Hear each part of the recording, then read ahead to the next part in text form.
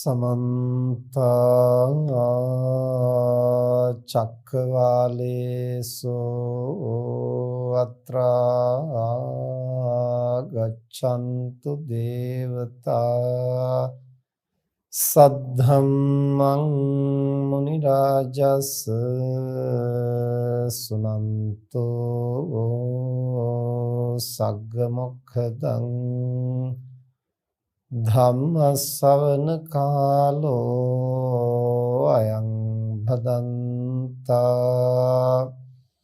धम्म सवन कालो अयं भदन्ता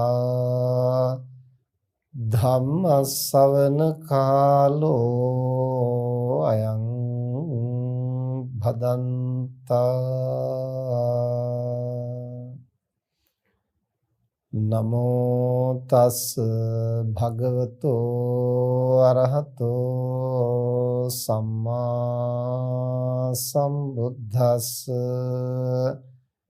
नमो तस् भगवतो अरहतो सम्मा संबुद्धस् नमो तस् भगवतो अरहतो सम्मा संबुद्धस् सब्बे संखारा दुक्खाति यदा पඤ්ඤාය पස්සති अथ निब्बिन्दति दुःखे एष मग्गो विसुද්ධියාති। සද්ධාවන්ත පින්නතුනි, හැම දිනම ටික වෙලාවක් ධර්ම ශ්‍රවණය කරන්නට සූදානම් වෙන්නේ. අද ධර්ම දේශනාවෙහි දායකත්වයේ දරන්නේ චන්ද්‍රාවති ජයසේකර මෑණියන්ගේ පවුලේ දූ දරුවන් විසින් 2007 12 වෙනි මාසේ 23 වෙනි දින උදුවක් පොහොය දින මිය පරලෝ යන්නට යෙදුණු චන්ද්‍රාවති ජයසේකර මෑණියන්ගේ අගෝස්තු මාස 4 වන දිනට යෙදෙන ජන්ම සත සංවත්සරය නිමිති කොටගෙන එතුමිය සිහිපත් කරලා පුණ්‍යානුමෝදනා කිරීමේ මූලික අරමුණ ඇතිවයි ඒ දූ දරුවන් විසින් අද ධර්ම දේශනාවෙහි දායකත්වයේ දරන්නේ. ඒ සිද්ධ කරගන්නා වූ කුසලය මිය පරලෝකීය සියලුම ඥාතීන් සිහිපත් කරලා අනුමෝදන් කරන්නටත් සුජීවත්ව සිටින සැමට ආශිර්වාද කරන්නටත් බලාපොරොත්තු වෙනවා. අද ධර්ම දේශනාවෙහි මාතෘකාව හැටියට විශේෂයෙන්ම ඒ මෞතුමිය ජීවත් වෙලා ඉන්න කාලේ බොහෝම සදහැසිතින් යුක්තව භික්ෂුන් වහන්සේලා කෙරෙහි බොහොම කරුණා මෛත්‍රියෙන් යුක්තව පොඩි හාමුදුරු කෙරෙහි බොහොම දාරක ස්නේහයෙන් යුක්තව කටයුතු කරපු මෞතුමියක් කියන බව ඒ දියණියන් විශේෂයෙන් සිහිපත් කරන්නට යෙදුණා. ඒ වගේම සම්බුද්ධ ශාසනය කෙරෙහි ලොකු හැඟීමකින් ප්‍රසාදයකින් යුක්තව ශාසනයේ අභිවෘද්ධිය සඳහා නිතරම විහාරස්ථාන ඇසුරු කරමින් භික්ෂුන් වහන්සේලා ඇසුරු කරමින් තාම සදහැති උපාසිකාවක් හැටියට තමන්ගේ ජීවිතේ බොහෝ කුසල් කරගත්තු මෞතුමියක් බව ඒ දියණියන් විශේෂයෙන් සිහිපත් කළා. ඉතින් එතුමියට පුණ්‍ය අනුමෝදනා කිරීම සඳහා අද මේ සිද්ධ කරන ධර්ම දේශනාවට මාතෘකාව හැටියට ඒ පින්තුන් ආරාධනා කරන්නට යෙදුනේ බුදුදහම ඇසුරින් ජීවිතේ යථාර්ථය වටහා ගැනීම පිළිබඳව පැහැදිලි කරමින් අද ධර්ම දේශනාව සිදු කරන හැටියට. ඒ සඳහා අපි මාතෘකා කරන්නට යෙදුනේ ධම්මපදයේ සඳහන් වෙන ගාථා ධර්මයක්. පින්නතුන් නිතර අහලා පළපුරුදු ගාථා ධර්මයක්. සබ්බේ සංඛාරා දුක්ඛාති යදා පඤ්ඤාය පස්සති අත නිබ්බින්දති දුක්ඛේ ඒස මග්ගෝ විසුද්ධිය. මේ ගාථා ධර්මයේ මාතෘකා කොටගෙන බුදුදහම ඇසුරින් අපි කොහොමද ජීවිතයේ යථාර්ථය වටහා ගන්නේ? ජීවිතයේ යථාර්ථය කියන්නේ කුමක්ද? එය අපි වටහා ගත යුත්තේ කෙසේද කියන කාරණය පැහැදිලි කරමිනුයි අද ධර්මදේශනාව සිද්ධ කරන්නේ. බුදුදහම කියලා කියන්නේ තථාගතයන් වහන්සේ විසින් නිර්මාණය කරන ලද්දක් නොවේ. ලෝකේහි පවතින යථාර්ථය ඒ සර්වඥතා ඥාණයෙන් අවබෝධ කොටගෙන ලෝකයට කරන ලද දේශනාව තමයි බුද්ධ දේශනාව කියලා කියන්නේ. එහෙම නැත්නම් බුදුදහම කියලා කියන්නේ. එතකොට ලෝකෙහි පවතින යථාර්ථය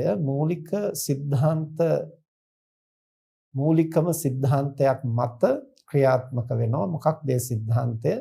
හේතුඵල ධර්මයේ නැමැති මූලික සිද්ධාන්තය. පටිච්ච සමුප්පාදයයි කියලා හඳුන්වන්නේ එය.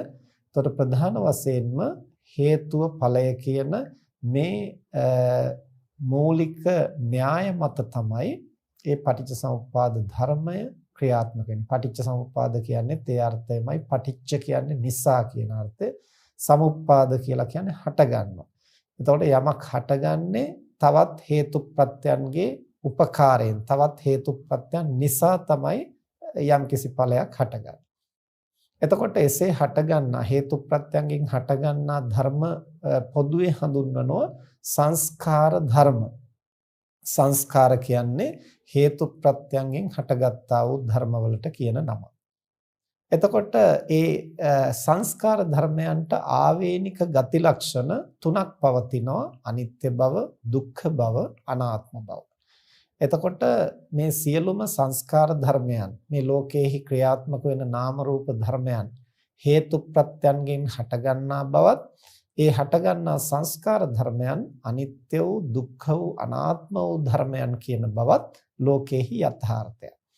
එතකොට සම්මා සම්බුදුවරු මේ යථාර්ථය මනවින් අවබෝධ කරගෙන ලොවට දේශනා කරනවා. දේශනා කරමින් ඒ ලෝක ධර්මතාවයේ වටහාගෙන මේ සසර ගමන නිමා කරන්නට සුදුසු මාර්ගයක් උන්වහන්සේලා පැහැදිලි කරනවා. ඒ තමයි චතුරාර්ය සත්‍ය නැමැති સિદ્ધාන්තය තුළින් උන්වහන්සේලා ලොවට ඉදිරිපත් කරන ප්‍රතිපදා මාර්ගය. මේ ලෝකය දුක බව තේරුම් අරගෙන, ඒ දුකට හේතුව තණ්හාව බව තේරුම් අරගෙන, ඒ තණ්හාව දුරු කිරීමෙන් දුක දුරු කරන්න පුළුවන් කියන බව තේරුම් අරගෙන, ඒ තණ්හාව දුරු කිරීමේ ප්‍රතිපදාව හැටියට ආර්ය ශ්‍රාංක මාර්ගය පුරුදු පුහුණු කිරීම. එතකොට සමස්ත බුදුදහම හැටියට අපි නිරන්තරයෙන්ම කතා කරන්නේ ඔන්න ඔය ප්‍රධාන කාරණා තුන. මොනවද ප්‍රධාන කාරණා තුන? පටිච්ච සමුප්පාදය, ත්‍රිලක්ෂණය සහ චතුරාර්ය සත්‍ය ධර්මය. දැන් එතකොට අද ධර්මදේශනාවෙහි මාතෘකාව හැටියට දායක පින්නතුන් අපට ආරාධනා කළේ ඒ කියන බුදුදහම ඇසුරින් ජීවිතයේ යථාර්ථය අපි කොහොමද තේරුම් ගන්නෙ කියන කාරණය. එතකොට මේ සමස්ත හේතුඵල ධර්මයේ, ත්‍රිලක්ෂණය, චතුරාර්ය සත්‍ය ධර්මයේ කියන මේ સિદ્ધාන්තයන් පදනම් කොටගෙන බුදුරජාණන් වහන්සේ ලෝකේ යථාර්ථයයි පැහැදිලි කරන්නේ. එතකොට මේ සමස්ත යථාර්ථය අපට හුඟක් වචන අවශ්‍ය නැහැ. එක වචනයකින් විස්තර කරන්නට පුළුවන්. තථාගතයන් වහන්සේ විසින් සාරාංශක කල්පලක්ෂයක් මුළුල්ලෙහිම අවබෝධ කළා වූ මේ සමස්ත ඔය මුලින් කිව්ව පටිච්ච සමුප්පාදය, ත්‍රිලක්ෂණය, චතුරාර්ය සත්‍ය ධර්මය කියලා මේ දේශනා කළ මේ සමස්තයම එක වචනයකින් බුදුරජාණන් වහන්සේ ලොවට පැහැදිලි කළා. ඒ කුමක්ද ඒ වචනය? දුක්ඛ කියන වචනය.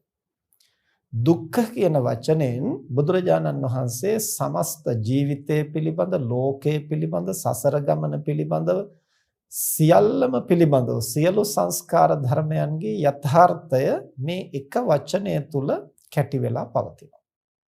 දුක්ඛ. එහෙම නැත්නම් අපි සිංහලෙන් කියනකොට දුක. නමුත් අපි සිංහලෙන් ඒක දුක කියලා අර්ථකථනය කරපු ගමන්ම බොහෝ දෙනා ඒ දුක්ඛ කියන වචනේ එක කොටසක් විතරයි වටහා ගන්න.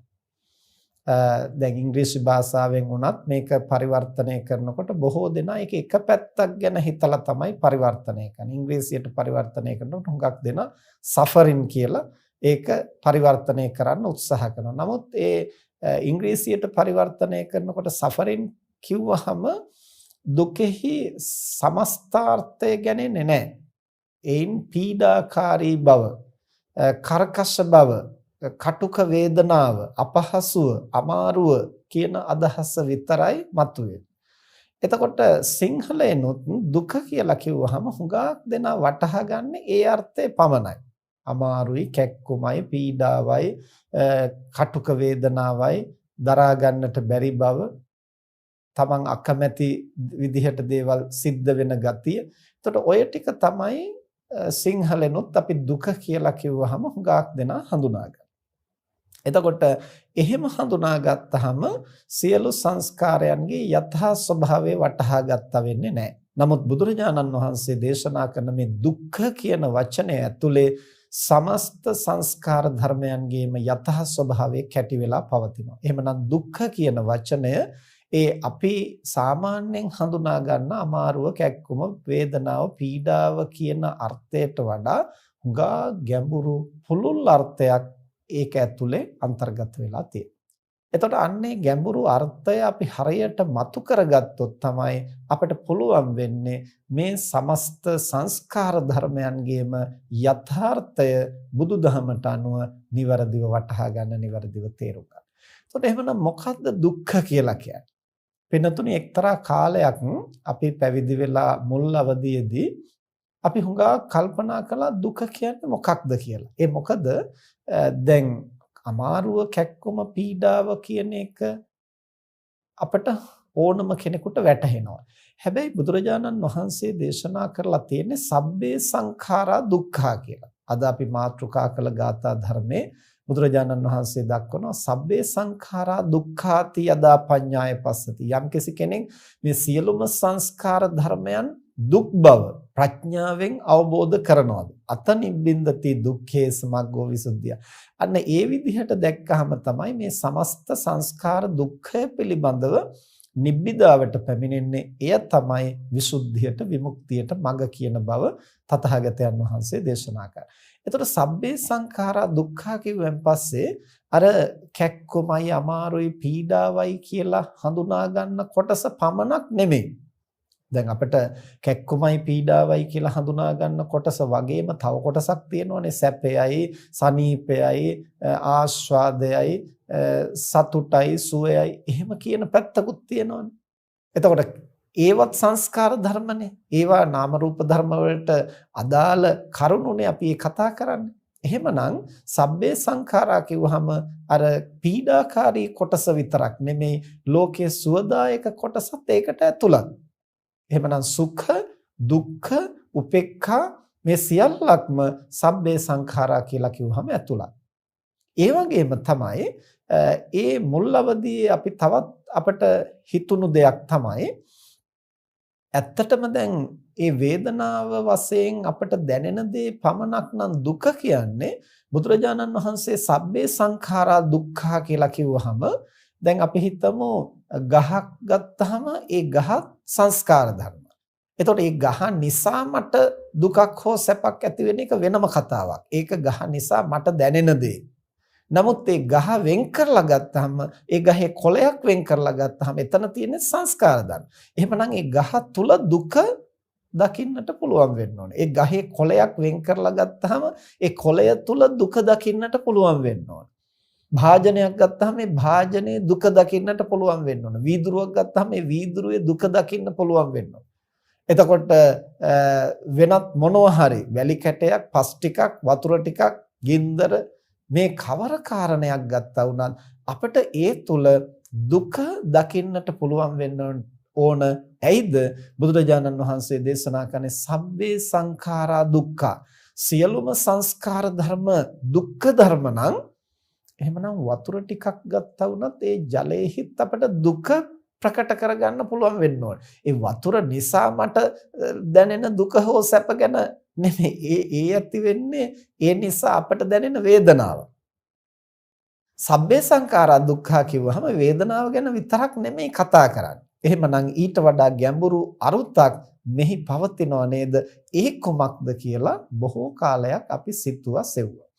එහෙම සොයනකොට තමයි නාවිනේ අරිය ධම්ම මහා ස්වාමීන්ද්‍රයන් වහන්සේ විසින් කරන ලද ධර්ම දේශනාවකින් අපිට මුල් වතාවට මේ දුක්ඛ කියන වචනේ ගැඹුරු අරුත අහන්නට ලැබුණා.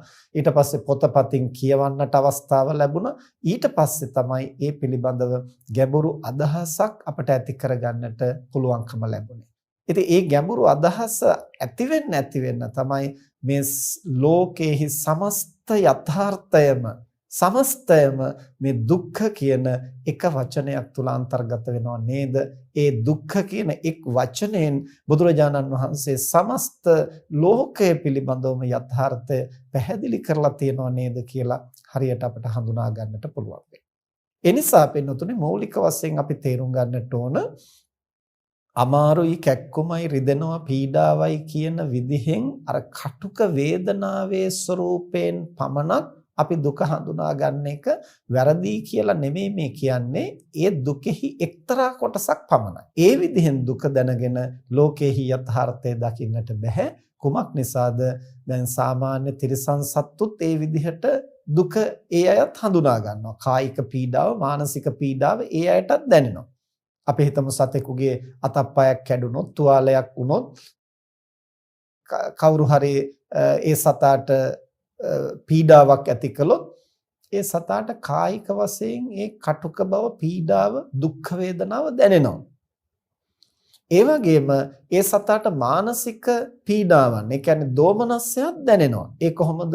Tamanට යම්කිසි බයක් පැමුණුනොත්, Tamanගේ පැටියෙක් නැති වුණොත්, ඒ වගේ අවස්ථාවල ඒ සත්තු හඬමින්, කෑ ගහමින් ඒ Tamanගේ පැටියා හොයන, ඒ වගේම බියෙන් පලා යන අවස්ථා ඕනතරම් අපි සත්ව ලෝකේ දැකලා තියෙනවා.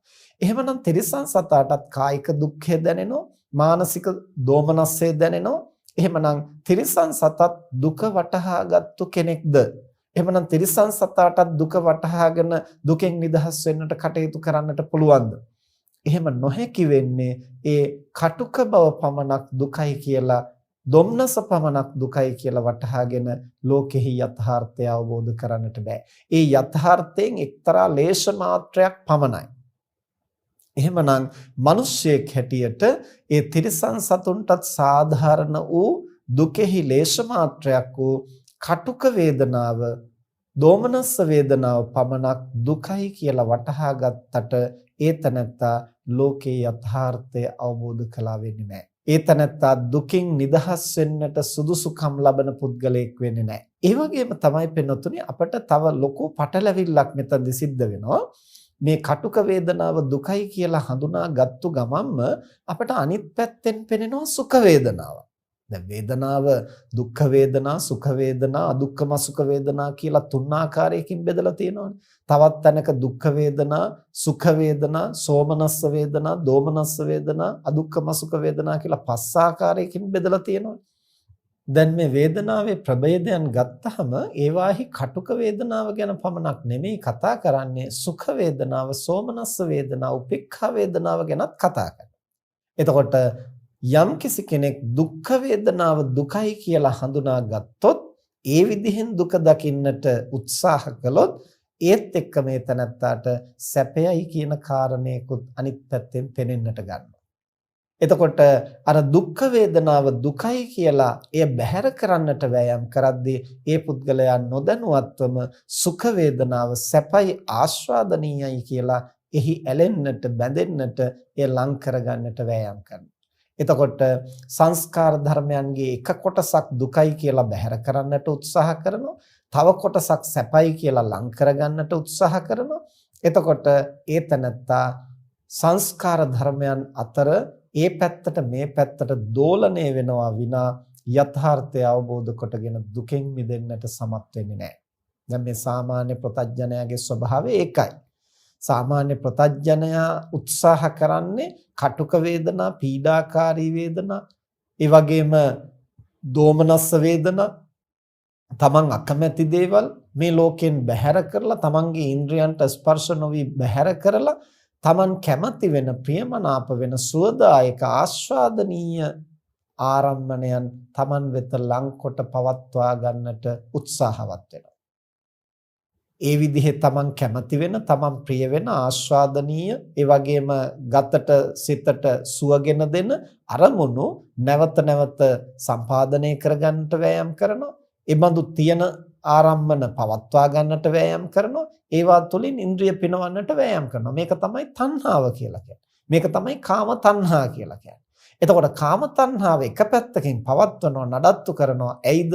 අර තමන්ගේ ඉන්ද්‍රියන්ට දැනෙන සුවය සොයමින්. අනිත් පැත්තෙන් ඉන්ද්‍රයන්ට දැනෙනවා වේදනාව, පීඩාව, දුක, අපහසුව, අමාරුව, කැක්කුම ඒවා දැනෙනවා. ඒවා බැහැර කරන්නට වෑයම් කරනවා. දැන් එතකොට මේ දෙක අතර ද්වන්ද්ව භාවයකටපත් වෙනවා. කාසියේ මේ පැත්ත දකිනකොට ඒක මට අවශ්‍යයි කියලා හිතනවා. කාසියේ අනිත් පැත්ත දකිනකොට ඒක මට එපා කියලා විසි කරන්නට උත්සාහ කරනවා. එතකොට එකම කාසිය දෙපැත්ත.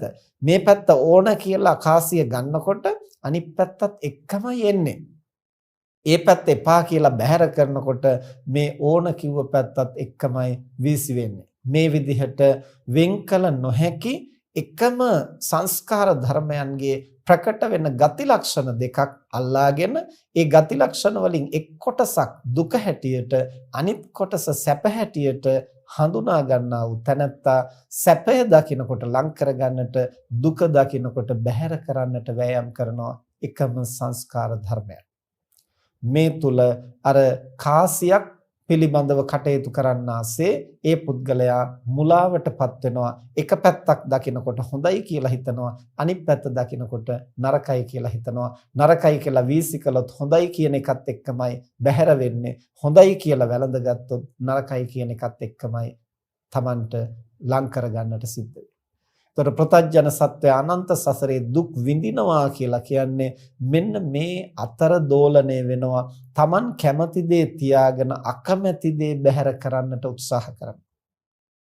මේ ප්‍රයත්නය තුල සසරේ දීර්ඝ කාලයක් ඒතනත්තා වෙහෙසිලා අවසානයේ හඳුනා ගන්නවා. එහෙම කැමති දේ විතරක් තියාගෙන අකමැති දේ වෙන් කරන්නට බෑ. මේවා එකම සංස්කාර ධර්මයන්හි ප්‍රකට වෙන ගති ලක්ෂණ පමණයි කියන බව යම් දිනක ඒතනත්තාට වැටහුනොත් පමණයි තියාගන්නවා නම් සැප දුක දෙකම තියාගන්නට වෙනවා, බැහැර කරනවා නම් සැප දුක දෙකම බැහැර කරන්නට වෙනවා කියන මේ අවබෝධය ටිකෙන් ටික ඒතනත්තා තුළ ජනිත වෙන්නට පටන් ගන්නවා. එතකොට සංස්කාර ධර්මයන්ගේ ආස්වාදයක් දකින්න, ඒ වගේම ආදීනවයක් දකින්න. ඒ ආස්වාදයේ පමණක් තියාගෙන ආදීනවය බැහැර කරන්නට උත්සාහ කරනවා. එය කල නොහැකි කියලා හඳුනාගත්තාම තමයි නිස්සරණය සඳහා සිත යොමු වෙන්නේ. කුමක්ද නිස්සරණයයි කියලා කියන්නේ? ඒ සංස්කාර ධර්මයන්ගෙන් මිදීම, ඒවයින් වෙන්වීම. ඇයිද? ඒ සංස්කාර ධර්මයන් පවතින තාක්කල් දුකෙන් මිදෙන්නට බෑ. යම්කිසි ආස්වාදයක් తాවකාලිකව දැනුණට දීර්ඝ කාලීන වශයෙන් ඒවාහි ආදීනවය අත්විඳින්නට සිද්ධ වෙනවා. එතකොට අනන්ත සසරේ අපි වෑයම් කරනවා මේ දෙක වෙන් කරගන්න පුළුවන්ද කියලා අපි බලනවා. එතකොට ඒ බඳු සටනක අපි පවතිනවා. ඒක තමයි සසර ගමනේ සත්වයා දුක් විඳිනවා කියලා කරන්නේ. එහෙම නැත්නම් සසර ගමන පවත්වනවා කියලා, ජීවත් වෙනවා කියලා කරන්නට උත්සාහ කරන්නේ කැමැති දේ ලං කරගෙන අකමැති දේ, කර්කශ දේ බැහැර කරන්නට වෑයම් කිරීම. නමුත් වෙනතුනේ තථාගතයන් වහන්සේ දේශනා කරන්නේ අපි කැමැති දේ ලං කරගන්නකොට ඒත් එක්කම ඒ අකමැති කොටසත් එනවා. ලාභය කියන එක ලං කරගන්නකොටම අලාභය කියන එක ඒකෙම අනිත් පැත්තේ තියෙනවා. මොකද යම් ලැබීමක් සිද්ධ වුණොත් තැන තමයි අපට අලාභයක්, අහිමිවීමක්, නැතිවීමක් සිද්ධ වෙන්නට පුළුවන් වෙන්නේ. යමක් අපට ලැබුණේ නැත්නම්, යමක් අපි මනසින් අල්ලගත්තේ නැත්නම් අපට අහිමිවීමක් වෙන්නට ඉඩක් ඇත්තේ නැහැ වෙනතුනේ. ඒ වගේම අපට යසසක් ඇති වුණොත්, යසස කියලා කියනවා පිරිස් බලයට සහ කීර්තියට.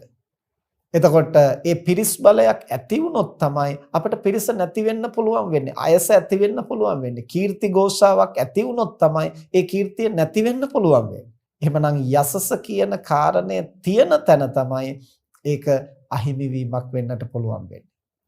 ඊළඟට ප්‍රශංසාවක් මතුවෙනකොට තමයි අපිට නින්දාව කියන එක බරපතල විදිහට මතුවෙන්නේ. ඒ මොකද බොහෝ කෙනෙක් අපි හිතමු කිසිම කෙනෙක් නොදන්නා පුද්ගලයෙක් පිළිබඳව කවුරු හරි දොස් කියනවා, බනිනවා, නින්දා කරනවා. ඒ නින්දා කළාට ඒ පුද්ගලයා කවුද කියලා කවුරුත් දන්නේ නැහැ. දන්නේ නැති වෙනකොට ඒක ඒ පුද්ගලයාට අදාළත් නැහැ, අපට අදාළත් නැහැ. කවුරු දොස් කිව්වත්, කවුරු බැන්නත් ඒ පුද්ගලයා ප්‍රකට කෙනෙක් නොවන නිසා.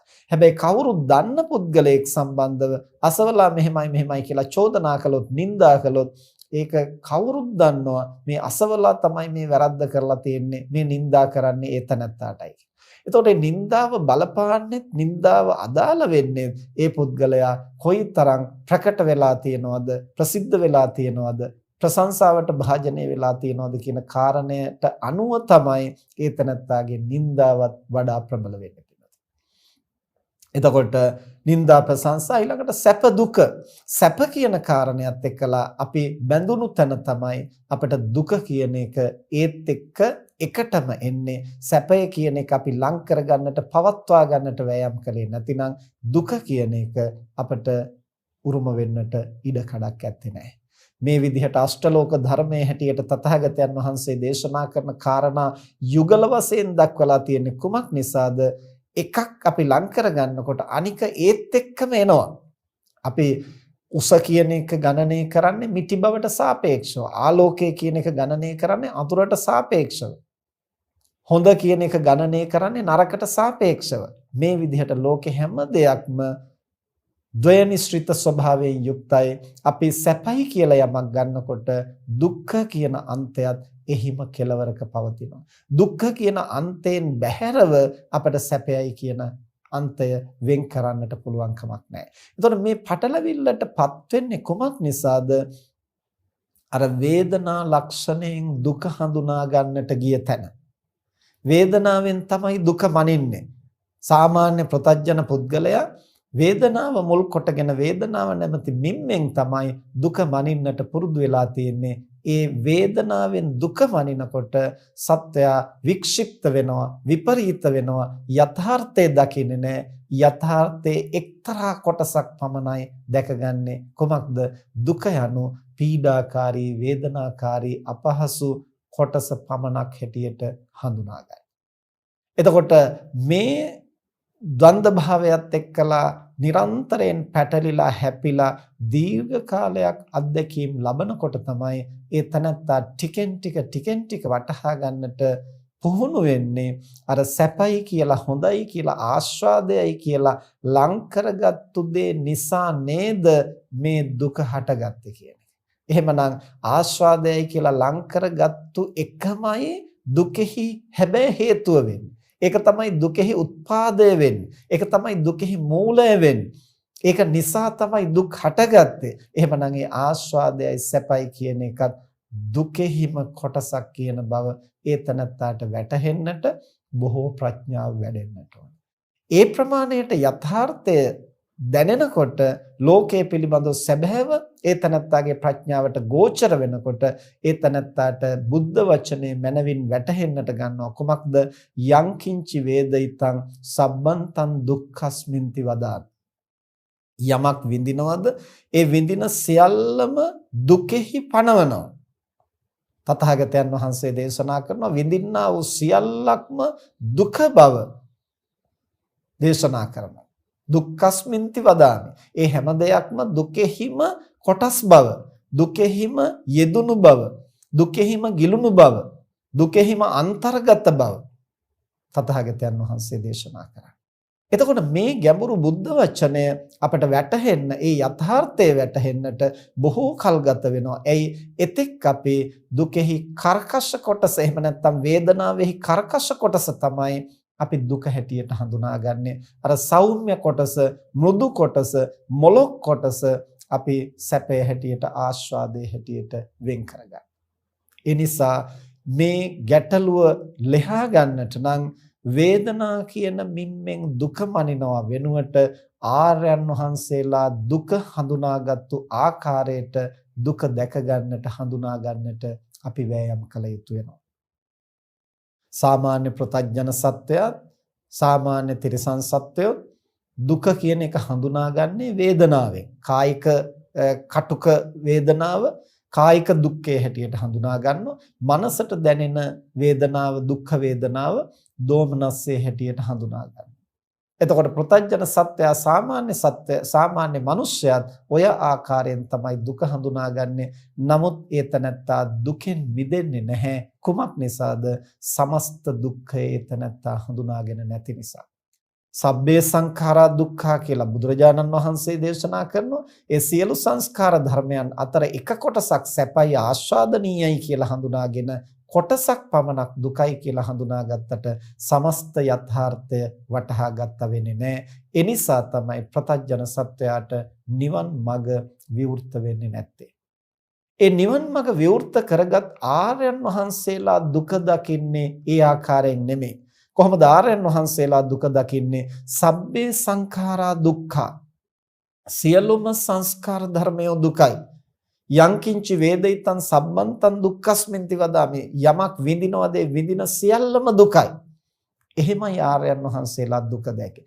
එසේ දකින උතුමන් පමණයි ලෝකේහි සැබෑ යථාර්ථය දකින්නේ, සැබෑ යථාර්ථය අවබෝධ කරගන්නේ.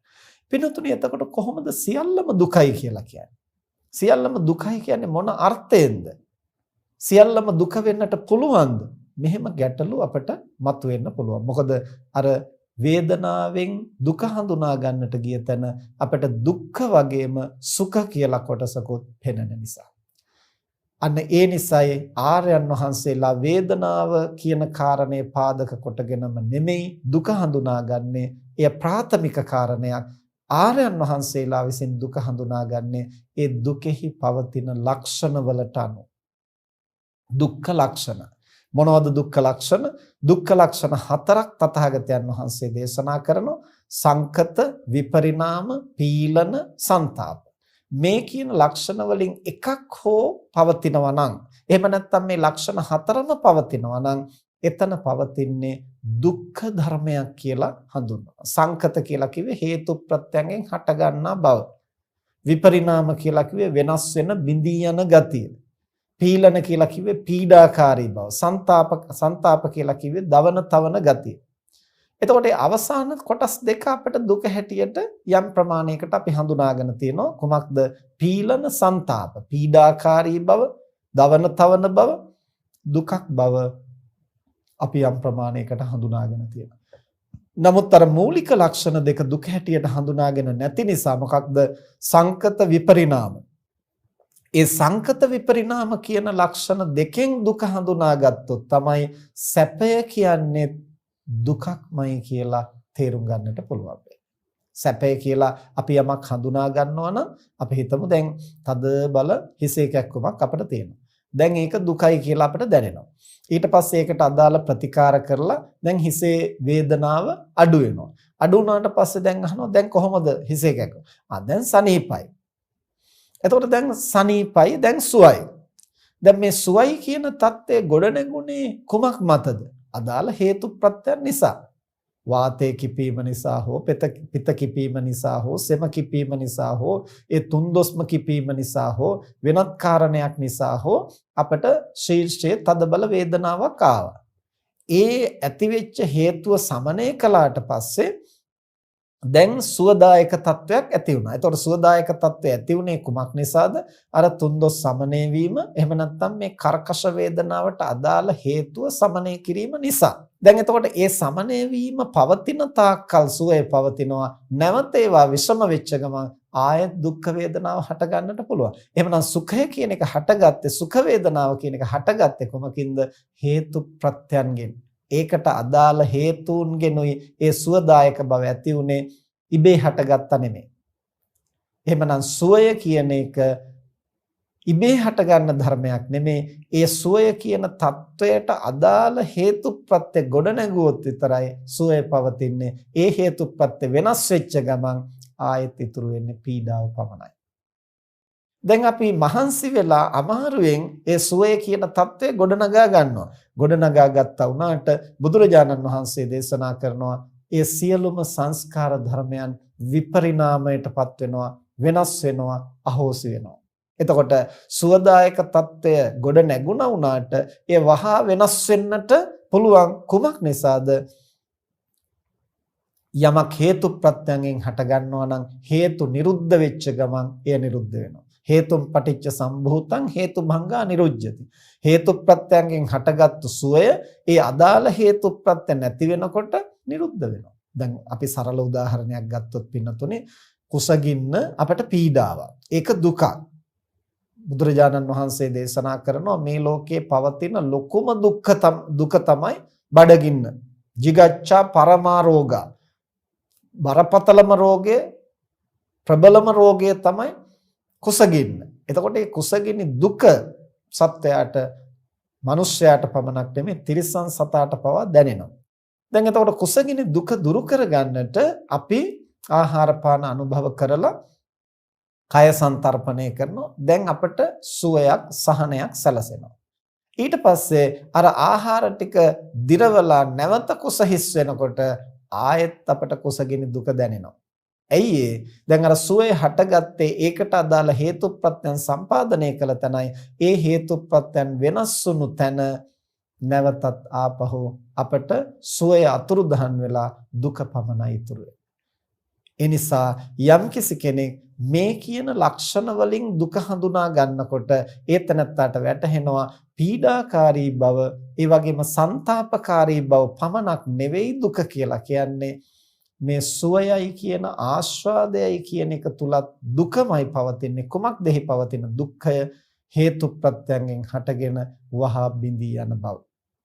එහෙමනම් පින්නතුනේ බුදුදහමේ දුක්ඛ කියන වචනයෙන් අර්ථවත් කරන්නේ අපි සාමාන්‍යයෙන් දුකයි කියලා හඳුනා ගන්න පීඩාකාරී කර්කශ වේදනාව කියන සරල අර්ථයෙන් නෙමේ, ඊට වඩා ගැඹුරු අර්ථයක් එහි තියෙනවා.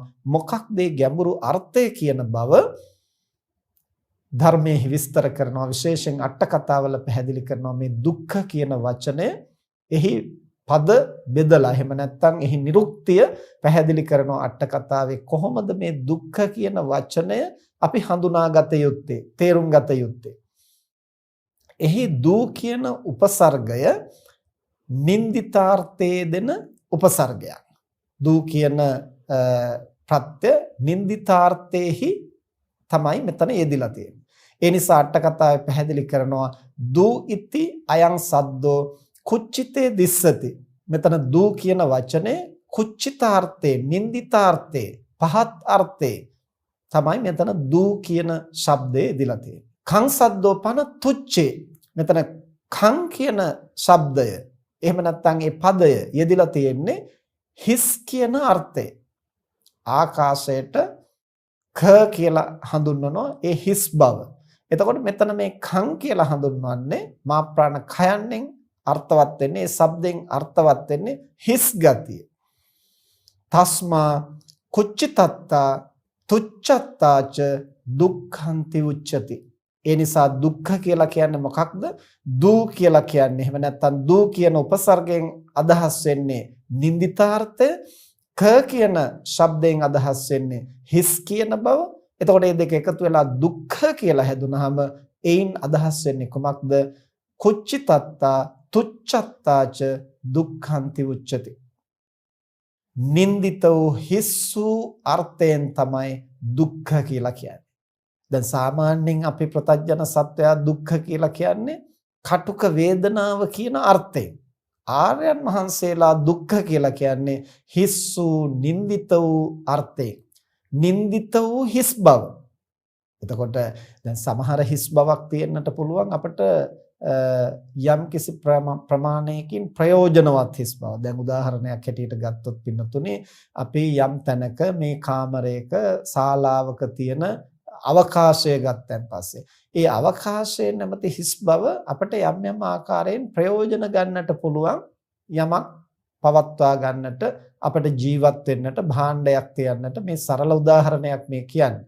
ගැඹුරින් ගත්තොත් එතන තියෙන සංස්කාර ධර්ම තමයි.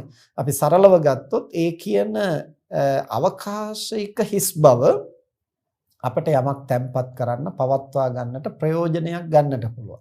මේ දුක්ඛ කියන සංස්කාර ධර්මයන්හි තියෙන හිස් ගතිය කිසිම ප්‍රයෝජනයක් නැති, වගතුවක් නැති, යහපතක් නැති, හොඳක් නැති, කොතෙක් පැවැත්වුවත් ප්‍රතිලාභයක් නැති තුච්ච වූ, නින්දිත වූ හිස් ගතියක්.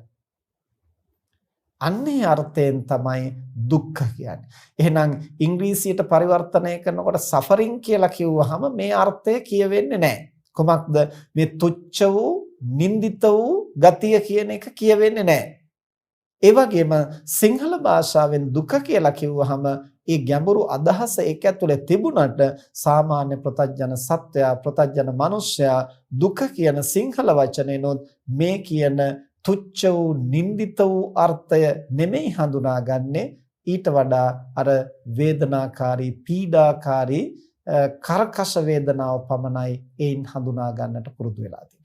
එතකොට අපි යථාර්ථය නෙවෙයි දකින්නේ ඒ යථාර්ථයෙන් ලේෂ මාත්‍රයක් පමණයි. එමනම් බුදුදහමට අනුව සමස්ත යථාර්ථයම කැටි වෙනවා කුමකටද? දුක්ඛ කියන තනි වචනයට. ඇයි ඒ දුක්ඛ කියන තනි වචනයට සමස්ත යථාර්ථය කැටි වෙනවා කියලා කියන්නේ? සියලු සංස්කාර ධර්මයන්ම හේතු ප්‍රත්‍යයන්ගෙන් හටගෙන වහා බිඳී යන්නා වූ නිස්සාර ධර්ම සමූහයක් කියන අර්ථය. එතකොට ඕක තමයි සමස්ත ජීවිතේම යථාර්ථය, සමස්ත ලෝකේම යථාර්ථය, සමස්ත විශ්වයේම යථාර්ථය. දැන් එතකොට කෙනෙකුට හිතෙන්න පුළුවන් නමුත් ඉතින් අපි ජීවත් වෙනකොට කොච්චර වැදගත් දේවල් ප්‍රයෝජනවත් දේවල් අපි කරනවද? ඉගෙන ගන්නවා, ගෙවල් දොරවල් හදනවා, යාන වාහන ගන්නවා. ඉතින් ඒවෙන් අපි යම්කිසි ආස්වාදයක් ලබනවනේ. එහෙම හිතෙන්නට පුළුවන්. පින්නතුනි අපි ඉගෙන ගන්නවා තමයි. ඉගෙනගෙන අපි මිය ගියාට පස්සේ ඊළඟ භවයේ ආයෙත් මුල ඉඳලා අපිට ඉගෙන ගන්නට සිද්ධ වෙනවා. ඊළඟ ආත්මේ ආයෙත් මුල ඉඳලා ඉගෙන ගන්නට සිද්ධ වෙනවා. දැන් දීර්ඝ කාලයක් සසරේ ඉගෙනගෙන දැන් පෙර භවයේ අපි ඉගෙන ගත්තා මේ භවයේ ඉගෙන ගන්න ඕන නැහැ කියලා අපිට බැහැර කරන්න පුළුවන්ද? එහෙම කරන්න බෑ. අලුතෙන් ඉපදුනහම ඒ ජීවිතයට අදාළ කාරණා අලුතෙන් ඉගෙන ගන්නවා. දැන් එච්චර ඉගෙන ගත්තයි කියලා මොකක්ද අපිට ලැබිලා තියෙන දේ? මොකක්වත් නැහැ. හැබැයි ඉගෙන ගන්න නැතුව අපිට ජීවිතේ පවත්වාගෙන යන්නටත් බෑ. ජීවිතේ පවත්වාගෙන යන්නට ඉගෙන ගන්න වෙනවා. හැබැයි එහෙම ඉගෙන ගත්තයි කියලා ඊළඟ භවයට ගියාම මම පෙර භවයේ ඉගෙනගෙන තියනවා කියලා නිහඬ වෙන්නටත් බෑ. ඇයි ඒවා විපරිණාමයටපත් වෙලා නිසා, වෙනස් වෙලා නිසා, හේතු ප්‍රත්‍යයෙන් හටගත්තු ධර්ම ඒ හේතු ප්‍රත්‍ය නිරුද්ධ වෙනකොට, මරණයටපත් වෙනකොට ඒවා නිරුද්ධ වෙලා. ඊළඟට අපි හරි හම්බ කරලා මුදල් හදල් එකතු කරගන්නවා. ගෙවල් දොරවල් හදනවා, යාන වාහන ගන්නවා, අමුදරුවන් පෝෂණය කරනවා. මරණයටපත් වෙනකොට ඒ සියල්ලක් අහෝසි වෙනවා. ඊළඟ භවයේ අපේ කයවත් අපිට නැහැ, අභිනව කයක් තමයි අපිට ලැබෙන්නේ. එතන ඉඳලා අලුතෙන් සියල්ල ගොඩනගන්නට වෙනවා. දැන් මේ කය අපි නඩත්තු කරන තාක්කල් කවලා, පොවලා, නාවලා, නිදි කරවලා, බෙහෙත් ගල්වලා, නලවලා අපි මේක නඩත්තු කරගත්තා. මරණයටපත් වුනහම එතනින් පස්සේ අලුත් එකක් හම්බ වෙනවා. ඒකට ආය අලුතෙන් කවන්නට ඕන. අලුතෙන් නාවන්නට ඕන, අලුතෙන් බෙහෙත් ගල්වන්නට ඕන, අලුතෙන් නලවන්නට ඕන, අලුතෙන් සතප්පවන්නට ඕන. මේ හැම දෙයක්ම මුල ඉඳන් කරන්න ඕන. පෙර ආත්මේ මං හරියට වෙහෙස මහන්සි වෙලා එක කයක් නඩත්තු කළා. දැන් නම් මට හොඳටම ඇති කියලා එහෙම නිහඬ වෙන්නට බෑ. ඒ අලුතෙන් හම්බ වෙන කය ආයෙත් නඩත්තු කරන්නට ඕන. එතකොට පෙර භවයේ මං ගොඩාක් කාලා තියෙන නිසා මේ භවයේ නම් මට කන්න ඕන නැහැ කියලා එහෙම නිහඬ වෙන්නට බෑ. මේ ජීවිතේ කය පවත්වා ගන්නට අලුතෙන් අපි ආහාර අනුභව කරන්න ඕන. ආහාර අනුභව කරන්නට නිකම් බෑ. ආහාර පාන සකසන්නට ඕන. සකසන්නට නම් බඩුමුට්ටු තියෙන්න ඕන. බඩුමුට්ටු තියෙන්න නම් ඒවා සම්පාදනය කරන්න ඕන. සම්පාදනය කරන්න නම් මිල මුදල් තියෙන්නට ඕන. මිල මුදල් හම්බ කරගන්න නම් රැකී ආරක්ෂා කරන්න ඕන. ව්‍යාපාර කරන්න ඕන. එහෙම නැත්නම් ගොවිතැන් කරන්නට ඕන. ඒ ද්‍රව්‍ය උපයා ගන්නට නම් ඒ සියල්ලම කරන්නට දැනුම ඕන. ඒ සඳහා ඉගෙන ගන්න ඕන. දැන් බත්පතක් උපයාගෙන අනුභව කරන්නට කොච්චර දේවල් කරන්නට සිද්ධ වෙනවා. ඒ සියල්ලම කරලා ජීවිතේ පවත්වාගෙන හදිසියෙ මිය ගියාට පස්සේ ඊළඟ භවයේ ඉපදුනහම ආයෙත් මුල ඉඳන් ඒ සියල්ලම කරන්න ඕන. මම පෙර භවයේ ගොඩාක් හම්බ කළා. ගොඩක් මම ගෙවල් දොරවල් මිලදී ගත්තා. යාන වාහන හුඟක් තිබුණා. සල්ලි මිල මුදල් හුඟක් තිබුණා. මං හුඟක් දේවල් කාලා බීලා තියෙනවා. මේ ජීවිතේ මට එකක්වත් ඕන නැහැ කියලා නිහඬ වෙන්නට බෑ. ආයෙත් අලුතෙන් ඒ සියල්ලක් සම්පාදනය කරන්නට වෙනවා. ඊළඟ භවයට ගියාම ආයෙත් මුල ඉඳන් සම්පාදනය කරන්න වෙනවා. දැන් මුළු සසර ගමනේම අපි මේ විදිහට හම්බ කරලා තියෙනවා, ගෙවල් දොරවල් හදලා තියෙනවා, යාන වාහන අරන් තියෙනවා, ඒ වගේම මිල මුදල් එකතු කරලා තියෙනවා, කාලා බීලා තියෙනවා, කය නඩත්තු කරලා තියෙනවා. සසරේ ආත්ම බොහෝ ගණනක මේවා කරලා දැන් අපිට මොනවද ඉතුරු වෙලා තියෙන්නේ? මොකක්වත්ම නැහැ. අන්න ඒක තමයි නින්දිත වූ හිස් ගතිය කියලා කියන්නේ. නින්දිත වූ තුච්ච වූ ගතිය කියලා කියන්නේ මෙන්න මේ කොච්චර නඩත්තු කළත් කොච්චර පැවැත්තුවත් කොච්චර හරි හම්බ කළත්, කොච්චර එකතු කළත්, කොච්චර සාත්තු සප්පායම් කළත් කිසිම වෙන යහපතක් නැහැ, කිසිම වගතුවක් නැහැ, කිසිම හොඳක් නැහැ. ඒවා හේතු ප්‍රත්‍යයන් පවත්වන තාක්කල් පවතිනවා. ඒවා නිරුද්ධ වුණාම අවසානයේ ඉතිරි වෙන මොකක්වත් නැහැ. මේක තමයි හැබෑවටම දුක්ඛ කියලා කියන්නේ. මේක තමයි මේ සියලු සංස්කාර ධර්මයන්ගේම යථාර්ථය. අපේ ජීවිතයේ යථාර්ථයත් මේකයි. සමස්ත ලෝකයේ සමස්ත විශ්වයේ යථාර්ථයත් මේකයි. සංස්කාර ධර්ම පවතිනවද යම් තැනක ඒ සියලු තැන්හි යථාර්ථය මේ තුච්ඡ වූ, නින්දිත වූ හිස් ගතියයි. එතකොට යම්කිසි කෙනෙක් ඒ ආකාරයෙන් එය හඳුනා ගන්නකොට නැවත හිතෙන්නට පුළුවන්. නමුත් අපි කුසල් දහම් රැස් කරගන්නවානේ. ඉතින් අර හම්බ කරන දේවල් නැති වුණාට, ගෙවල් දොරවල් නැති වුණාට අඩුතරමින් අපිට මේ ජීවිතේ පින්දහම් කරගන්නට පුළුවන්. ගුණදහම් වඩන්නට පුළුවන්. පින්නතුනි, පින්දහම් කරන ඒවා අර වගේ එක භවයකින් නැති වෙන්නේ නැහැ. හැබැයි ආත්ම භව කීපයකින් ඒ පිනත් අහෝසි වෙනවා. ඇයිද? පින කියලා කියන්නේ සංස්කාර ධර්මයක්. කුසලය කියන්නේ සංස්කාර ධර්මයක්. ඒ හේතු ප්‍රත්‍යයෙන් හටගෙන විපාකත්වයට පැමුණුණයින් පස්සේ ඒ නිමාවටපත් වෙනවා. මනුස්ස ලෝකයේ උපදින්නට යෝග්‍ය වූ කුසල කර්මය මනුලොව ආත්ම ගණනාවක් උපදිනකොට ඒ කර්මය ඡය වෙලා අහෝසි වෙනවා. දෙව්ලොව උපදින්නට යෝග්‍ය වූ කුසල කර්මය ඒ අදාළ කාල සීමාව දෙව්ලොව උපදිලා සැප විඳිනකොට ඒ කුසල කර්මය ඡය වෙලා අහෝසි වෙනවා. අකුසල කර්මත් එහෙමයි. එතකොට කුසල කර්මකින් අහෝසි වෙනවා. කුසලයේ ආත්ම භාව කීපයකින් අහෝසි වෙනවා. එපමණයි තියෙන එකම වෙනස. ධනෙන් අවශේෂ සම්පත් වලින් එක් ජීවිතයක සැප විඳින්නට පුළුවන්. කුසලයෙන් ආත්ම කීපයක සැප විඳින්නට පුළුවන්. නමුත් එතනින් පස්සේ ආයේක අහෝසි වෙනවා. ඒ නිසා තමයි අර බුදුරජාණන් වහන්සේ දේශනා කරන්නේ කඩිරලක් දැකලා ආනන්ද හාමුදුරුවන්ට, ආනන්ද, මේ කඩිරලෙහි එකම කඩියෙක්වත් නැහැ පෙර සක්විති රජ නොවිච්ච කෙනෙක්. සක්විති රජ වෙන්නට මොනතරම් කුසල් රැස් කරලා තියෙන්නට ඕනද? ඒ රැස් කරපු කුසලයෙන් සක්විති රජ වෙලා ඒවා විපාකත්වයටපත් වෙලා අහෝසි වුණාට පස්සේ නැවතේ කිසිවක් නැහැ. මනුලොව රැඳෙන්නටවත් තරම් කුසල් නොතිබුණු නිසා ඒ අය කුරා කුහුඹුවන් වෙලා උත්පත්ති ලැබුවා. සබ්බේ සංඛාරා දුක්ඛා, මේ සියලුම සංස්කාරයන් නින්දිත වූ, තුච්ඡ වූ, හිස් ගතියකින් යුක්තයි කියන බව ආර්යයන් වහන්සේලා, තථාගතයන් වහන්සේලා දේශනා කරන්නේ අන්න ඒ නිසයි. එතකොට පින්නතුනේ, මේ අදහස හරියට අපි හඳුනා ගන්නට නම් ඒ පුද්ගලයා අර වේදනාවෙන් පමණක් දුක දකින මූලික ප්‍රාථමික தત્ත්වයේ පවතිනවා වෙනුවට ඉන් ඔබට ගිහිල්ලා ආර්යයන් වහන්සේලා දුක හඳුනාගත්තේ කෙසේද කියලා විමසා බලන්නට ඕන. එසේ විමසා බලනකොට තමයි අර ලක්ෂණ 4 පිළිබඳව අපට අවධානය යොමු කරන්න පුළුවන් වෙන්නේ. මොනවද ලක්ෂණ 4 කිව්වේ? අපි මුලින් සිහිපත් කළා සංකත, විපරිණාම, පීලන, සන්තාප. සංකත කියලා කිව්වේ පින්නතුනේ ඔය විදිහට પરම්පරාවක් හැටියට ගත්තහම ඒ හැම දෙයක්ම හේතු ප්‍රත්‍යයෙන් හට ගන්නවා, නැවත බිඳී යනවා, හේතු ප්‍රත්‍යයෙන් හට ගන්නවා, නැවත බිඳී යනවා. එහෙම තමයි මුළු සසර ගමනම පවතින්නේ. එක් දෙයක් අරගෙන බැලුවා වුණත් ඒකත් එහෙමයි. මොකක්ද? අපට සුඛ වේදනාවක් ඇති වෙනවා. ඒ සුඛ වේදනාව ඉබේ හටගන්නේ නැහැ. ඒකට අදාළ හේතු ප්‍රත්‍ය ගොඩනැගුවොත් පමණයි. නමුත් ඒ හේතු ප්‍රත්‍ය අවසාන වෙනකොට යලිත් ඒක නිරුද්ධ වෙනවා. අපි රූපයක් දකිනකොට අපි කැමති රූපයක් නම් අපට සතුටක් ඇති වෙනවා. එතනින් නේත්‍ර ඉවතට ගත්තට පස්සේ අපිට ඒක පේන්නේ නැහැ. එතකොට අර සතුට නිරුද්ධ වෙලා යනවා. ආයෙත් ඒ සතුට ලබන්නට ඕන නම් ආයෙත් ඒ රූපේ දිහා බලන්න ඕන. ආයෙත් එතනින් ඉවත් වෙනකොට ආපහු ඒ රූපේ නැති වෙනවා. මේක තමයි සංස්කාර ධර්මයන්ගේ ස්වභාවය.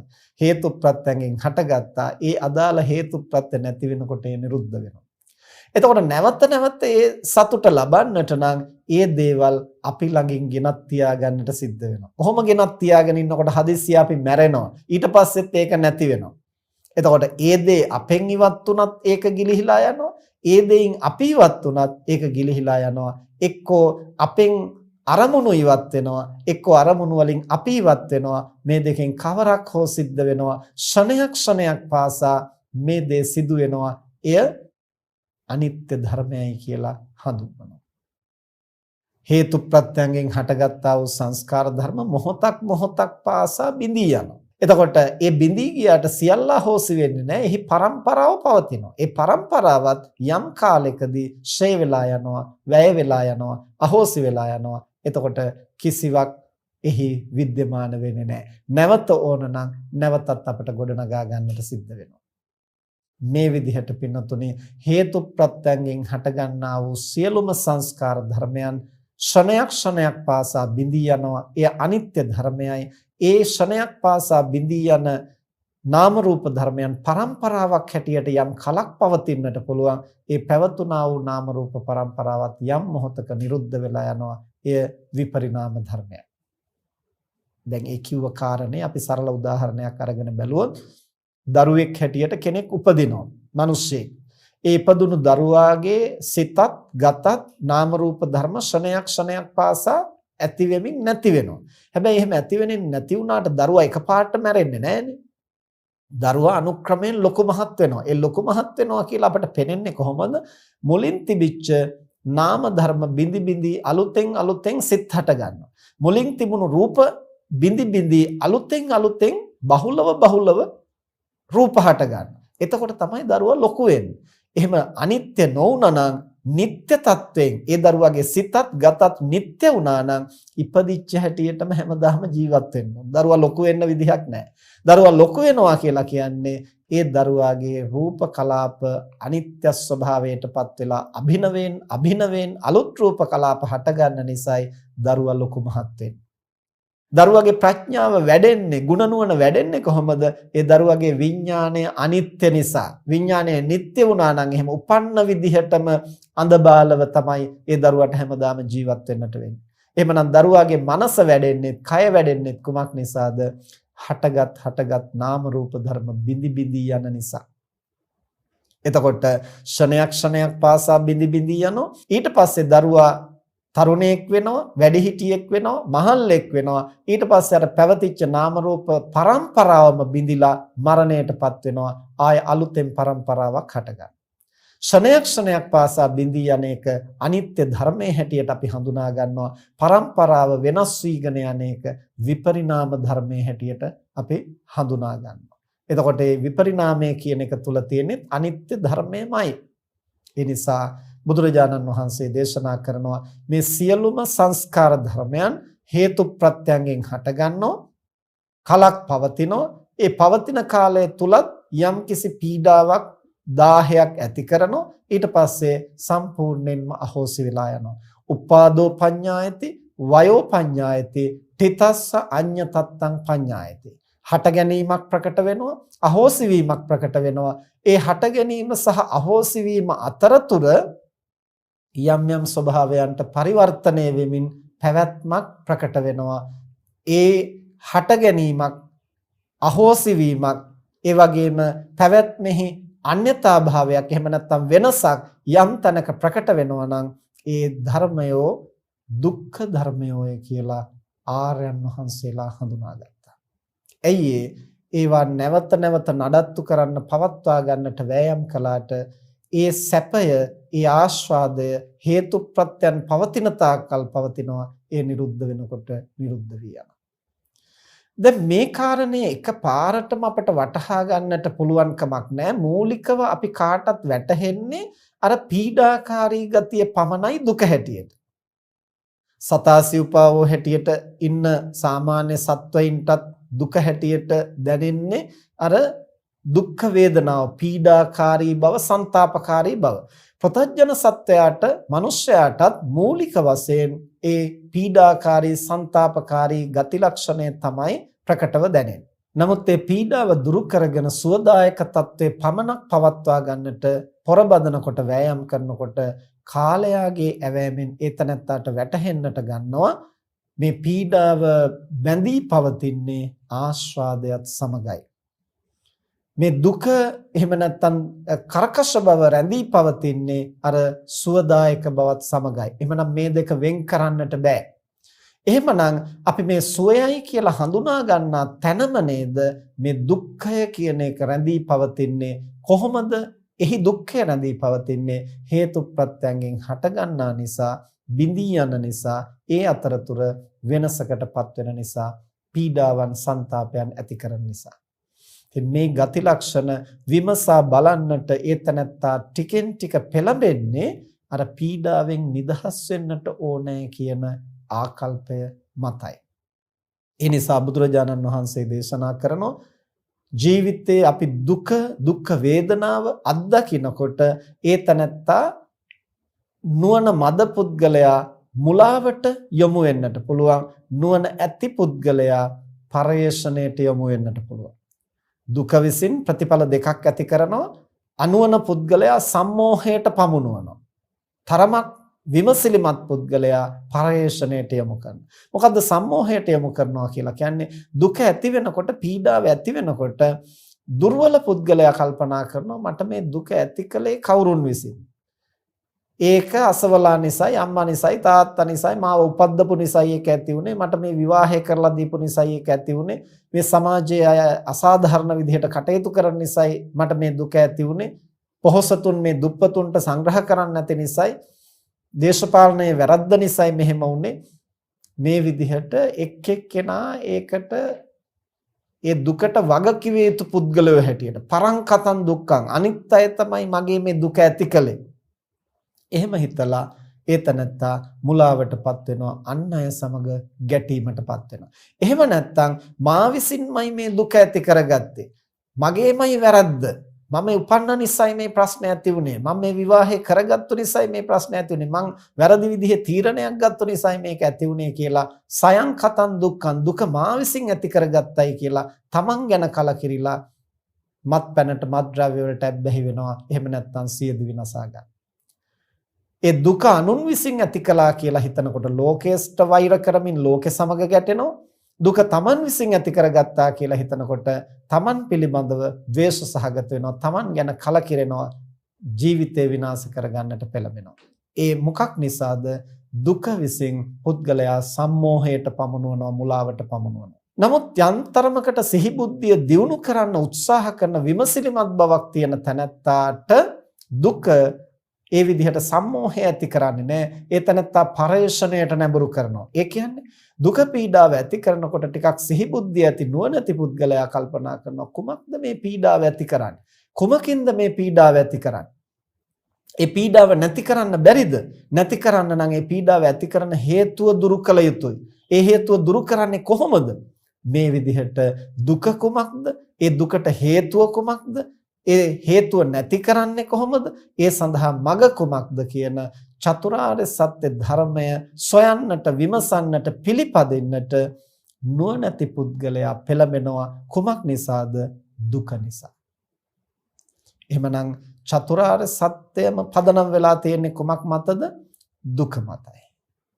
ඒ වගේම මේ සියලු සංස්කාර ධර්මයන් පවතින්නේ කෙබඳු ලක්ෂණයක් මතද? නින්දිත වූ, තුච්ච වූ, මේ හිස් බව වූ දුක්ඛ ලක්ෂණය මතයි. එහෙමනම් හේතු ප්‍රත්‍යයන්ෙන් හටගන්නා වූ සියලුම සංස්කාර ධර්මයන්හි ප්‍රධාන ලක්ෂණය, ප්‍රකට ලක්ෂණය, මූලික ලක්ෂණය, දුක්ඛ ලක්ෂණය ඒ කුමක් නිසාද? අනිත්‍ය නිසා, හේතු ප්‍රත්‍යයෙන් හටගන්න නිසා, පීඩාකාරී නිසා. එතකොට මේ බව නුවණින් තේරුම් ගත්තු තැනැත්තා දුක මෙයයි, මේ දුකට හේතුව කුමක්ද? ඒ දුක නැවත නැවත නඩත්තු වෙන්නේ කොහොමද? කොහොමද ඒ తත්වය වෙනස් කරන්නේ? ඒ සඳහා කුමක් කළ යුතුද කියලා ඒ ආර්ය මාර්ගයට යොමු වෙන්නට අනුක්‍රමයෙන් පෙළඹෙනවා. එහෙම තමයි දුක පුද්ගලයා පරේෂණයට නැඹුරු කරන්නේ. ඒ නිසා ආර්යයන් වහන්සේලා විසින්, සම්මා සම්බුදුරජාණන් වහන්සේලා විසින් समस्त ජීවිතයේ යථාර්ථය, समस्त ලෝකයේ යථාර්ථය, සියලු සංස්කාර ධර්මයන්ගේ යථාර්ථය බුදුදහම තුළින් එකම එක වචනයකින් විග්‍රහ කළා. කුමක්ද ඒ වචනය? දුක්ඛ කියන වචනය.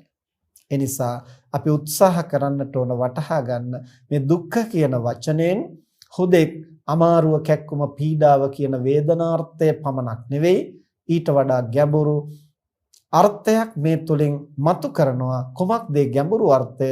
නින්දිත වූ, හිස් බවයි කියන ගැඹුරු අර්ථය. ඒ අර්ථය හඳුනාගන්නේ කොහොමද? වේදනාවෙන් පමණක් නෙමෙයි, දුක මේ කියන ලක්ෂණ වලින් දකින්නට පුහුණු වුණොත් කුමන ලක්ෂණ වලින්ද? සංකත ලක්ෂණය, විපරිණාම ලක්ෂණය, පීලන ලක්ෂණය, සංతాප ලක්ෂණය කියන මේ ලක්ෂණ යම් තැනක පවතිනවද? ඒ පවතින හැම එකක්ම දුක්ඛ ධර්මයෝය කියන යථාර්ථය හඳුනා ගන්නට පුළුවන් වෙනවා. ඒ ලක්ෂණ වලින් දුක දකින්නට පුහුණු වෙන තැනැත්තාට. ඒ විදිහෙන් දුක දකින්නට උත්සාහ කරනකොට ඒ තැනැත්තාට වැටහෙන්නට ගන්නවා පීඩාකාරී බව තුල තියෙන්නේ ඒ දුක්ඛ ලක්ෂණමයි, ආස්වාදය තුල තියෙන්නේ ඒ දුක්ඛ ලක්ෂණමයි. ඇයි ඒ ආස්වාදයට හේතු ප්‍රත්‍යයෙන් හටගෙන වහා බිඳියක්. එතකොට ඒ තැනැත්තාට වැටහෙන්න ගන්නවා යං කිංචි වේදිතං සබ්බන්තං දුක්ඛස්මින්, යමක් විඳිනවද ඒ සියල්ල දුක මතමයි පවතින්නේ. ඒ වගේම සබ්බේ සංඛාරා දුක්ඛ, සියලුම සංස්කාර ධර්ම, නාම ධර්ම, රූප ධර්ම, ආස්වාදනීය ධර්ම, පීඩාකාරී ධර්ම මේ සියල්ලක්ම හේතු ප්‍රත්‍යයෙන් හටගන්න නිසා, වහා බිඳී යන නිසා ඒ සියල්ලක් දුක්ඛ ධර්මයෝය කියලා ප්‍රඥාවෙන් වැටහෙන්නට ගන්නවා. ඒ නිසා අපි මාතෘකා කළ ගාථා ධර්මයෙන් බුදුරජාණන් වහන්සේ දේශනා කරනවා සබ්බේ සංඛාරා දුක්ඛාති, සියලුම සංස්කාරයන් දුක් බව යදා පඤ්ඤාය පස්සති, මෙසේ විනිවිද දක්නා ගැඹුරු ප්‍රඥාවෙන් යම්කිසි කෙනෙක් අවබෝධ කරනවද අත නිබ්බින්දති දුක්ඛේ, ඉන් අනතුරුව ඒ තනත්තා මේ සංස්කාර දුක පිළිබඳව නිබ්බින්දති කියලා කියන්නේ එය නොවිඳ ඉන්නට, ඒක විඳින්නේ නැහැ. විඳින්නේ ආස්වාදනීයයි කියලා දකිනකොට, විඳින්නට තරම් හරවත් දෙයක් එහි නැහැ කියලා දකිනකොට නිබ්බින්දති. ඒක ආස්වාදනය කරන්නේ නැහැ, විඳින්නේ නැහැ, එහි ඇලෙන්නේ නැහැ, එහි බැඳෙන්නේ නැහැ. ඒ සමග්ගෝ විසුද්ධිය, මෙයයි සියලු දුකෙන් නිදහස් වෙන විසුද්ධියට මඟ කියලා බුදුරජාණන් වහන්සේ දේශනා කරනවා. එතකොට මේ සියලු දුකෙන් නිදහස් වීම නම් වූ නිර්වාණය පවතින්නේ කුමක් මතද? ලෝකේ යථාර්ථය අවබෝධ කිරීම මත. කුමක්ද ලෝකේ යථාර්ථය කියන්නේ? දුක්ඛ ස්වභාවයයි. සබ්බේ සංඛාරා දුක්ඛා කියන මෙයයි සමස්ත විශ්වයේම සමස්ත නාම රූප ධර්මයන්ගේම යථාර්ථය කියන බව තථාගතයන් වහන්සේ ලොවට දේශනා කරනවා. සාරාංශක කල්පලක්ෂයක් මුළුල්ලෙහිම උන්වහන්සේ වෙහෙසෙමින් අවබෝධ කළා වූ ඒ ධර්මය මේ දුක්ඛ කියන එක් වචනයකින් ලොවට පැහැදිලි කළා. ඉන් අනතුරුව ඒ දුකට හේතුව පැහැදිලි කළා. ඒ දුක හේතුව නිමා කරන ආකාරය පැහැදිලි කළා. ඒ සඳහා මඟ පැහැදිලි කළා. මේ චතුරාර්ය සත්‍ය ධර්මයේ තුලින් මේ ලෝකේ යථාර්ථය තේරුම් අරගෙන ඒ නිදහස් වෙන්නට මඟ සම්මා සම්බුදුරජාණන් වහන්සේලා ලොවට දේශනා කළා. මේ කාරණා සිහියෙන් නුවණින් වටහාගෙන දුක නැමැති මූලික සංකල්පය අපි කොයි කවුරුත් මූලිකව හඳුනාගන්නේ අමාරුව, කැක්කුම, පීඩාව කියන වේදනා අර්ථයෙන්, එහෙම නැත්නම් දුකෙහි ප්‍රාථමික අර්ථයෙන්, එහි පමණක් එල්බගෙන නොසිට දුකෙහි ගැඹුරු පුළුල් අර්ථය කුමක්ද කියලා ප්‍රඥාවෙන් විමසා බලා ලෝකේ යථාර්ථය වටහා ගන්නට මෙය සුද්ධහම් කරුණු හැම දිනාටම මහෝපකාරී වේවා කියලා ආශිර්වාද කරනු. මෙතෙක් වේලා ධර්ම ශ්‍රවණය කිරීමෙන් සිදු කරගත් සියලු කුසල් දෙවියන් සහිත ලෝකයාටත් මිය පරලෝකීය ඥාතීන්ටත් ඔබ අප හැම දිනාටම බුදුපසේ බුදුමහරහතන් වහන්සේ නිවී සැනසී පැමිණ වදාළ උතුම් නිවනින් සැනසීම පිණිසම හේතු වේවා කියලා ප්‍රාර්ථනා කරමු. ආකාසට්ඨා ච භුම්මට්ඨා දේවා නාග මහිද්దికා පුඤ්ඤන්තං අනුමෝදිත්වා චිරං රක්ඛන්තු ශාසනං. ආකාසට්ඨා ච භුම්මට්ඨා දේවා නාග මහිද්దికා පුඤ්ඤන්තං අනුමෝදිත්වා චිරං රක්ඛන්තු දේශනං. ආකාසට්ඨා ච භුම්මට්ඨා දේවා නාග මහිද්దికා පුඤ්ඤන්තං අනුමෝදිත්වා චිරං රක්ඛන්තු ත්වං සදා. අද ධර්මදේශනාවෙහි දායකත්වයෙන් දරන්නේ චන්ද්‍රාවති ජයසේකර මෞතුමියගේ පවුලේ දූ දරුවන් විසින් 2007 12 වෙනි මාසේ 23 වෙනි දින උඳුවප්පුර පසළොස්වක පොහෝ දින මිය පරලොව යන්නට යෙදුණු චන්ද්‍රාවති ජයසේකර මෞතුමියගේ අගෝස්තු මාස 4 වන දිනට යෙදෙන ජන්ම ශත සංවත්සරය නිමිති කොටගෙන ඒ දූ දරුවන් විසින් ඒ ආදරණීය මෑණියන් වහන්සේ සිහිපත් කරලා එතුමියට පුණ්‍යානුමෝදනා කිරීමේ අරමුණ පෙරදරි කරගෙනයි අද ධර්ම දේශනාව සඳහා දායකත්වයේ දරුවේ. හැම දිනාටම ධම්මසන්න අවස්ථාව සලස්වා දීම ධර්ම දානමය පින්කම ඒ ප්‍රඥාව දියුණු කරගන්නට හේතු වෙනවා. තම තමන් ධර්ම ශ්‍රවණය කිරීමත් ප්‍රඥාව දියුණු වෙන මහ පින්කම. මේ ਸਰව ප්‍රකාරයෙන් සිද්ධ කරගත්තා වූ සියලු කුසල් ලෝකය සම්බුද්ධ ශාසනය ආරක්ෂා කරන පින්තුන් ආරක්ෂා කරන ඉන්ද්‍රාදී සියලු පින් කැමැති දෙවි දේවතාවෝ දේව මාතාවෝ සතුටින් අනුමෝදන් වෙත්වා. දෙවියන්ගේ දිවයිසුරු සම්පත් වර්ධනය කරගනිත්වා. සම්බුද්ධ ශාසනයත් මනුෂ්‍ය වර්ගයාත් চিරාත් කාලයක් ඉහෙන් ආරක්ෂා කෙරෙත්වා. දෙවියෝත් ප්‍රාර්ථනීය බෝධියකින් නිවන් දකිත්වා කියලා ප්‍රාර්ථනා කරන්න. 2007 12 වෙනි මාසේ 23 වෙනි දින මිය පරලෝ යන්නට යෙදුණු අගෝස්තු මාස 4 වෙනි දිනට උත්පත්තියෙන් වර්ෂ 100ක් සම්පූර්ණ වෙන චන්ද්‍රාවතී ජයසේකර මෞතුමියට මේ කුසල් දහම් අනුමෝදන් කරමු. සතුටින් අනුමෝදන් වෙත්වා. භව ගමනේ තමන්ගේ ඥාතීත්වය දරාගෙන මිය පරලෝකීය සියලු ඥාති හිත මිත්‍රාදීනුත් මේ කුසල් දහම් සතුටින් අනුමෝදන් වෙත්වා. ඒ මෞතුමිය ඇතුළු හැම දෙනාගේම භව ගමන සුවපත් කරගනිත්වා. සුවසේ පාරමී දහම් සපුරාගෙන ප්‍රාර්ථනීය බෝධියකින් නිවන් දකිත්වා කියලා ප්‍රාර්ථනා කරන්. ඔබ අප හැම දිනාටම මේ උදාර කුසලය මෙලව යහපත අභිවෘද්ධිය පිණිස පවතිවා. සසර වාසය කරන තාක් නරකාදී සතර අපායකට මිත්‍යා දෘෂ්ටි කුලයකටපත් නොවීම පිණිස කල්යාණ මිත්‍ර සම්පත්තිය සද්ධර්ම ශ්‍රවණේ ලැබීම පිණිස හේතු වේවා. බුදුපසේ බුදුමහරහතන් වහන්සේ නිවී සැනසී පැමිණ වදාළ උතුම් නිවනින් සැනසීම පිණිසම හේතු වේවා කියලා ප්‍රාර්ථනා කරා. හැම දිනාටම තෙරුවන් සරණයි.